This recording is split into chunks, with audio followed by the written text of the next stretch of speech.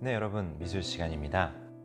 이번 시간에는 지난번 우리가 민화의 뜻을 알아봤던 거에 이어서 동양화가 가지고 있는 그림들의 여러 가지 뜻에 대해서 알아보는 시간을 한 번 더 가져보려고 합니다.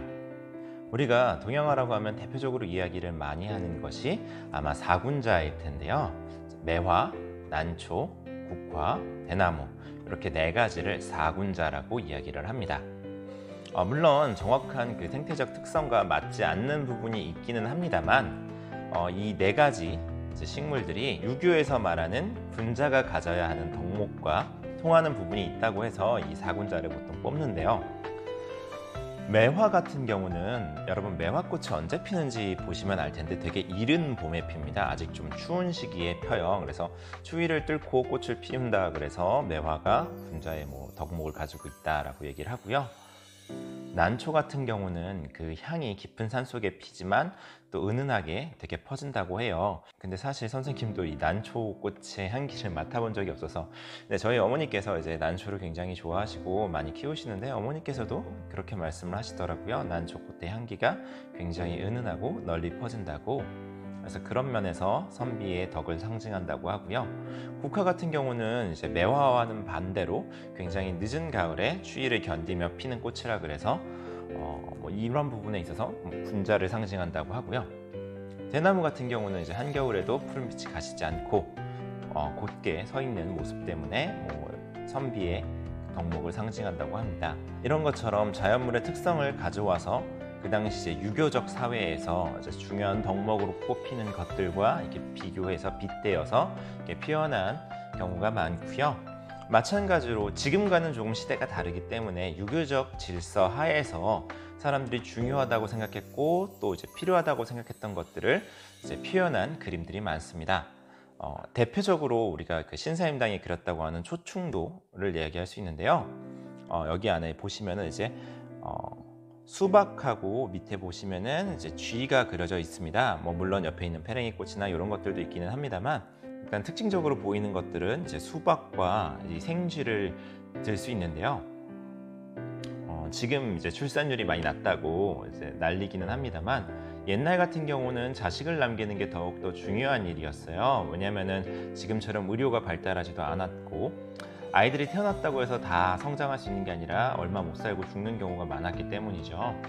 그래서 지금도 남아있는 돌잔치라는 풍습 자체가 아이가 1년을 버티면은 그래도 앞으로 조금 더 오래 살 수 있겠다, 그걸 금방 죽지는 않겠구나라는 거를 축하하는 의미가 있다고 해요. 그런 것처럼 많은 사람들이 죽기 때문에 병이나 전쟁 여러 가지 이유로 많이 죽기 때문에 그만큼 자식을 많이 낳는 게 중요했습니다. 때문에 다산을 상징하는 것들, 이제 아이를 많이 낳는 것을 상징하는 것들을 그린 민화들을 많이 볼 수 있는데요. 지금 보시는 것처럼 이 수박 같은 경우는 여러분 수박을 드실 때 보시면 알겠지만 굉장히 그 안에 씨앗들이 많죠. 그래서 이런 씨앗들 때문에 이 씨앗이 많은 것처럼 자손을 많이 낳아라 라는 뜻이 담겨 있다고 해요. 마찬가지로 밑에 있는 쥐 역시도 다산을 상징해서 굉장히 그림으로 많이 그렸다고 합니다. 지금 이 그림에는 나와 있지는 않지만 이런 것처럼 씨앗이 많이 나는 과일 혹은 자손을 많이 낳는 동물들을 그린 경우가 많아요. 그래서 대표적으로 석류를 이야기할 수 있겠죠. 석류는 씨앗은 아닙니다만 석류를 안에 열어보시면은 그 안에 석류 알갱이들이 굉장히 많이 들어있죠. 이런 것처럼 이렇게 뭐가 많은 것들을, 포도도 마찬가지입니다. 그런 의미에서 이런 식으로 다산을 상징하는 그림들을 그리는 경우가 많았습니다.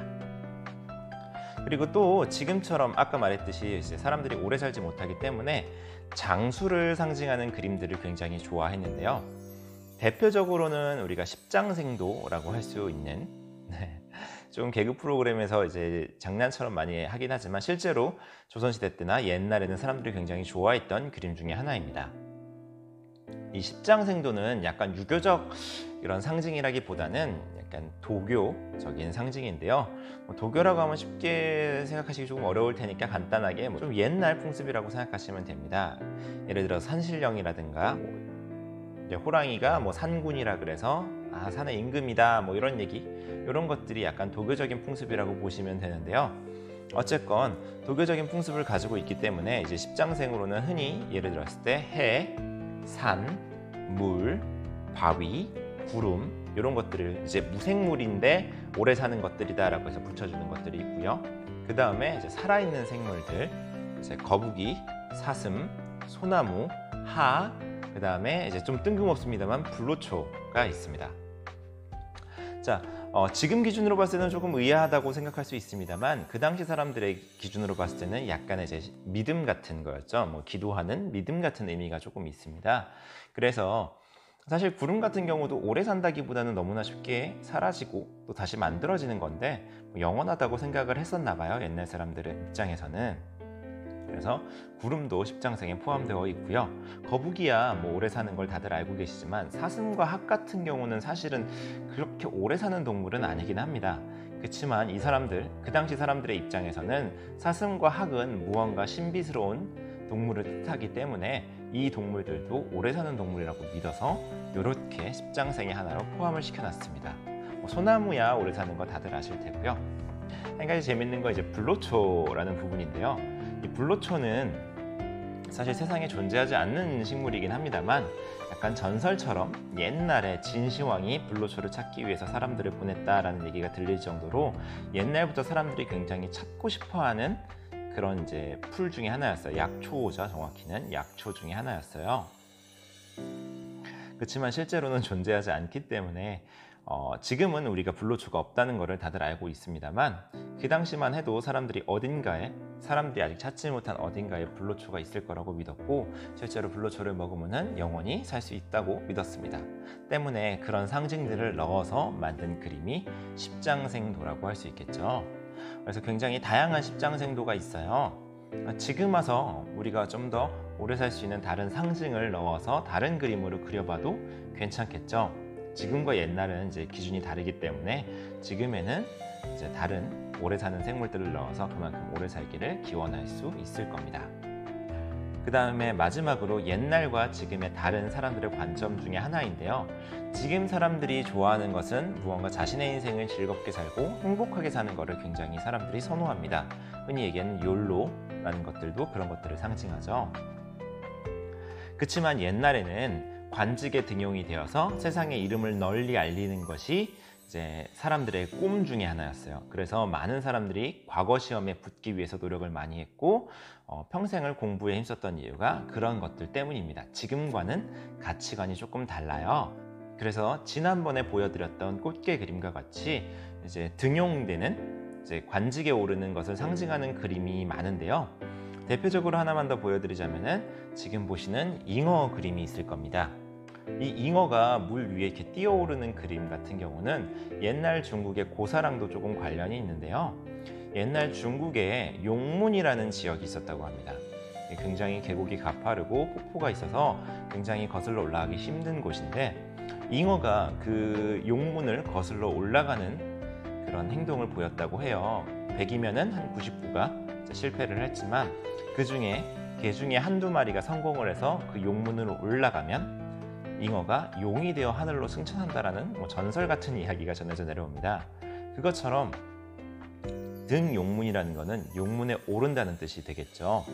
그것처럼 용문같이 이제 좁은 과거 시험을 통과해서 용이 되어 승천하듯이 높은 관직에 올라가서 너의 이름을 떨쳐라 라는 뜻이 담긴 그림이 이 잉어, 이제 물살을 거슬러 올라가는 잉어의 그림이라고 합니다. 선생님이 지금까지 몇 가지 그림들에 대한 이렇게 설명을 드렸는데요. 지금 사람의 관점에서 보기에는 조금 이해하기 힘든 부분들이 존재를 할 거예요. 하지만 그 당시 사람들의 생활 속에서는 이러한 것들이 그 당시 사람들의 가치관이고 굉장히 중요한 인생의 목표였기 때문에 그것들을 기원하는 그런 뜻이 담겨있는 그림들을 많이 그렸을 겁니다. 그리고 또 그런 그림들을 주고받았을 거예요. 그 당시 사람들과 지금 사람들의 생활 모습을 한 번씩 좀 비교해 보시면서 생각해 보시면서 사람들의 생활 모습이 굉장히 많이 바뀌었구나. 그리고 또 무언가 자신이 원하는 것을 이루고자 하는 그런 사람들의 마음은 똑같구나. 이런 것들을 생각해 보시면 도움이 될 것 같습니다. 다음 시간에는 이제 옛날과 달리 현대에 있어서도 사람들이 받으면 좋아할 만한 현대 사람들의 가치관과 조금 맞는 부분들에 대한 이제 동양화도 한번 알아보는 시간을 가졌으면 좋을 것 같고요. 여러분들이 생각하기에 중요한 가치관이 무엇인지 생각하면서 그것들을 상징할 수 있는 동물이나 식물이나 대상이 어떤 것들이 있는지 생각하면서 한번 미나를 바라보시는 것도 미나를 감상하는 좋은 포인트가 되지 않을까 싶습니다. 집중해 주셔서 감사하고요. 오늘 수업은 좀 간단하지만 여기서 마치도록 하겠습니다. 모두 수고 많으셨습니다.